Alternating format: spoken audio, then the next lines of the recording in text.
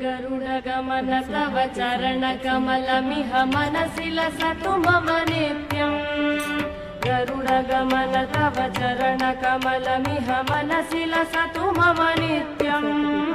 मनसि लसतु मम नित्यम् मम तापमपा गुरुदेव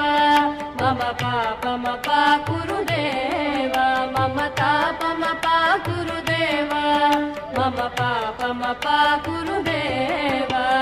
जलजनयन विधिन मुचिहरण मुख विबुध विनुत पद पद्मा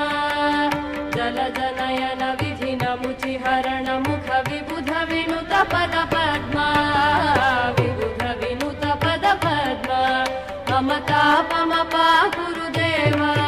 मम पापमपा गुरुदेव मम तापमपा गुरुदेव